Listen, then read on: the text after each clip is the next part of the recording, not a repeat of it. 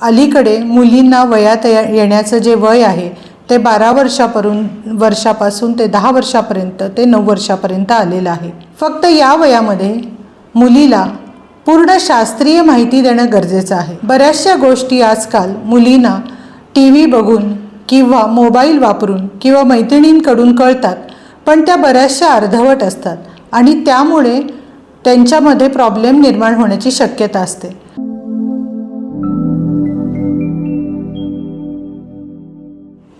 नमस्कार, मी डॉक्टर सरोज शिंदे, जननी हॉस्पिटल, राजारामपुरी 8वी गल्ली। आजचा आपला विषय आहे मुलगी वयात येताना। साधारणपणे सध्या मुलींचं वयात येण्याचं जे वय आहे ते 10 वर्षापासूनच सुरू होतं आणि वयाच्या 16व्या वर्षापर्यंत साधारण सर्व मुली वयात येतात। जसं जसं मुलींना सार्वजनिक जे एक्सपोजर आहे ते खूप जास्त मिळाल्यामुळे किंवा त्यांचं पोषण जास्त प्रमाणात झाल्यामुळे अलीकडे मुलींना वयात येण्याचं जे वय आहे ते 12 वर्षापासून ते 10 वर्षापर्यंत ते 9 वर्षापर्यंत आलेलं आहे। तरीसुद्धा सर्वांना काळजीही वाटतेच। इतक्या लहान वयातल्या मुलींना हे सर्व सांभाळणं किती त्रासदायक आहे हे आईवडिलांनाही जाणवतं आणि त्यासाठीच आज आपण त्याची शास्त्रीय माहिती करून घेऊया। सर्वप्रथम मुलगी वयात आली तरी घाबरून जायचं कारण नाही, ती एक नैसर्गिक घटना आहे। फक्त या वयामध्ये मुलीला पूर्ण शास्त्रीय माहिती देणं गरजेचं आहे। काही वेळेला हे सर्व विषय आपण मुलींशी पूर्णतः बोलू शकत नाही किंवा आई तिला शास्त्रीय माहिती देऊ शकत नाही किंवा शाळेमध्ये टीचर्स सर्व प्रकारची शास्त्रीय माहिती तिला न देता वरील गोष्टी सांगितल्या जातात। बऱ्याचशा गोष्टी आजकाल मुलींना TV बघून किंवा मोबाईल वापरून किंवा मैत्रिणींकडून कळतात, पण त्या बऱ्याचशा अर्धवट असतात आणि त्यामुळे त्यांच्यामध्ये प्रॉब्लेम निर्माण होण्याची शक्यता असते। त्यामुळे अशा वेळेला सर्वप्रथम आईने वडिलांनी आपल्या मुलीला घेऊन एखाद्या स्त्रीरोग तज्ज्ञांना जरूर दाखवावं आणि पूर्णतः शास्त्रीय माहिती तिला करून द्यावी। आता सर्वसाधारणपणे मासिक पाळी जेव्हा सुरू होते तेव्हा ती पूर्णपणे नियमित येईल असं नसतं, ती दर महिन्यालाच येईल असंही नसतं। कधी त्याच्यामध्ये 2 ते 3 महिन्याचा गॅप पण पडू शकतो किंवा त्यांना एका महिन्यामध्ये 2 ते 3 वेळेला सुद्धा रक्तस्राव होऊ शकतो। तर ह्यातला कुठलाही त्रास वाटला तरी तुम्ही डॉक्टरांकडे यायला पाहिजे। त्या रक्तस्राव होण्याच्या दिवसामध्ये मुलगी तिचे पूर्ण दैनंदिन कार्यक्रम करू शकते। तिला आपण शाळेत जाणं किंवा शाळेत गेल्यानंतर कशी काळजी घेणं ह्याची माहिती दिली पाहिजे।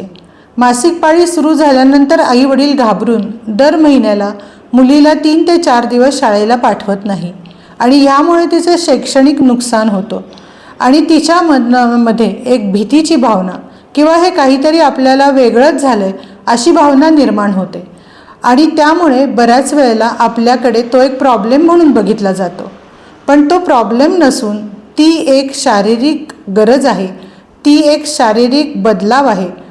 ह्याची माहिती तिला आपण करून द्यायला पाहिजे आणि तिच्याकडे सतर्कतेने आणि पॉझिटिव्ह दृष्टिकोनातून बघितलं तर ती मुलगीसुद्धा ते सहजगत्या पेलवू शकते आणि म्हणूनच त्या मुलींना शास्त्रीय माहिती करून द्यायला तुम्ही आमचा जरूर उपयोग करून घ्यावा। प्रत्येक मुलीला दर महिन्याला साधारण 25 दिवसापासून ते 35 दिवसापर्यंत कधीही मासिक पाळी आली तरी तो काळ हा नियमित समजावा। प्रत्येक मुलीसाठी हा काळ वेगवेगळा असू शकतो। रक्तस्राव जो मुलींना होतो 3 ते 4 दिवसामध्ये तो साधारण 5 ते 6 दिवसांचा कालावधी आहे, हा सुद्धा नैसर्गिक मानला जातो। पण त्यापेक्षा खूप जास्त असेल किंवा त्यापेक्षा खूपच कमी असेल, 1 ते 2च दिवस असेल, तर त्याच्यामध्ये काहीतरी अंतर्गत बिघाड असण्याची शक्यता असते आणि त्यामुळे अशा वेळेलाही डॉक्टरांचा सल्ला घ्यावा। हायजीन जे म्हणतो, शुद्धता स्वच्छता ही त्या 4 दिवसामध्ये जास्त प्रमाणात पाळली जावी। ती कशी पाळावी तर मुलींना जे नैसर्गिक पॅड्स देतो आपण त्यावेळेला वापरायला, ते कसे वापरायचे, त्याचं डिस्पोज कसं करायचं, ते कसे गुंडाळून कचरापेटीत टाकायचे, ह्या सर्व गोष्टींची माहिती त्यांना द्यायला पाहिजे। तसेच त्या काळामध्ये मुलींना दिवसातून कमीत कमी 2दा तरी स्नान करायला लावावे। त्याचप्रमाणे ह्या काळामध्ये मुलींना जास्त मसालेदार, तेलकट, तुपकट पदार्थ न देता जास्तीत जास्त पौष्टिक पदार्थ आणि त्याचप्रमाणे दूध, दुभते, दही, ताक असे साधं आहार द्यावा, ज्यायोगे त्यांना त्याचा पोटात दुखीचा वगैरे त्रास कमी होतो। मासिक पाळीमध्ये पोट आणि कंबर दुखणे ही पण एक नैसर्गिक घटना आहे। ती कंबरदुखी आपण कशी कमी करायची आणि त्यापासून आपली मुक्तता कशी करून घ्यायची याविषयी आपण पुढच्या भागामध्ये बोलूया। धन्यवाद।